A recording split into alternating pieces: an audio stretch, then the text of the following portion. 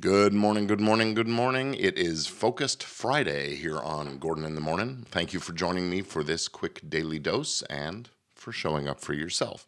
Now, we talk a lot about drive on this show, about hustle, about showing up with energy, courage, consistency. But today, I want to take a different kind of stand because sometimes the most focused thing you can do is to pause.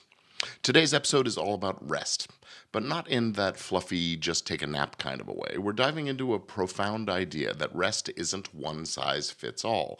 And if you're feeling burnt out, dull, irritable, unmotivated, or stuck, well, it might not be because you're working too hard.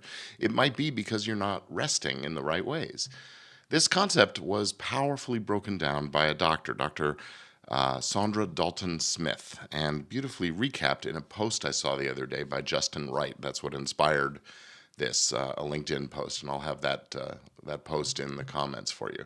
There are 7 types of rest, and each of them matters. And today we're going to talk about why that is and how you can refuel to rise. Because burnout isn't the result of too much effort, it's the result of too little recovery. So let's dig into it with our quote for the day. You can't give your best to the world when you've given all of yourself to your work. That's Dr. Sandra Dalton Smith. Dr. Dalton Smith is a board-certified internal medicine physician, a researcher, a speaker, and the author of Sacred Rest, a book that has changed thousands of lives. Her work is rooted in science, faith, and the very real experiences of high achiever, high output humans who are quietly falling apart from exhaustion. And this quote really resonates like a bell. You can't give your best if you've given all of yourself away, and that's what happens when we don't understand the different types of rest that we actually need. You see, most people think of rest as sleep, and yeah, sleep is important. But we've all been there, right? What if your body is resting, but your mind is racing? Or your mind is calm, but your soul is disconnected?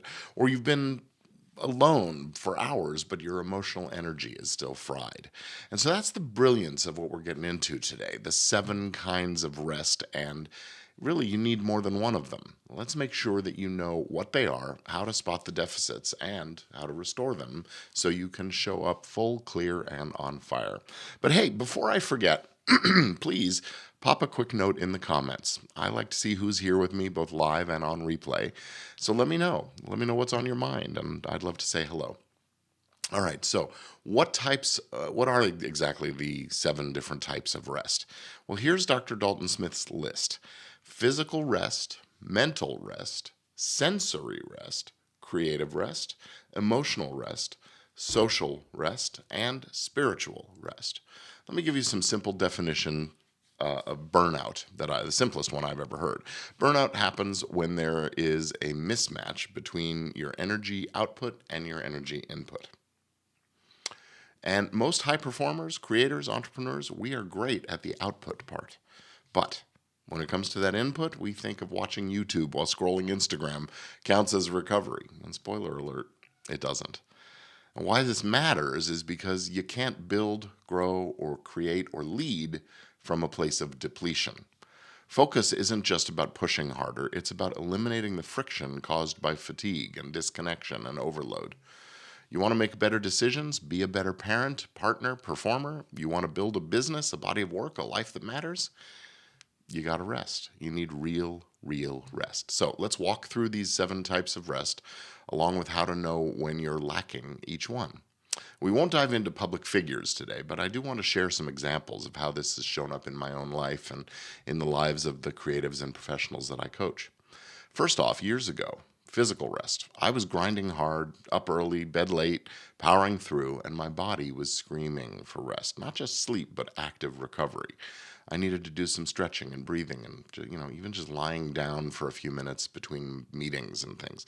And the result, because I wasn't doing it, my back went out and my immune system crashed. And I realized you can't cheat biology.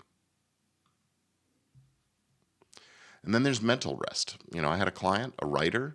She said she couldn't think straight. She'd sleep for 8 hours, full night's sleep, and then still wake up foggy.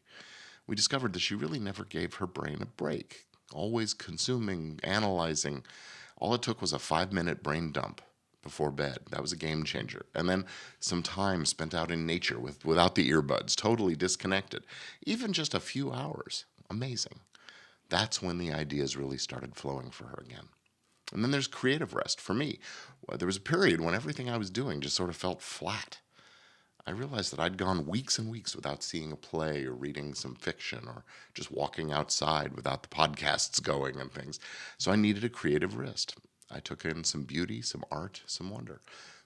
When I let it back in, boom, refreshed clarity, and everything got right back on track. Emotional and social rest is another component.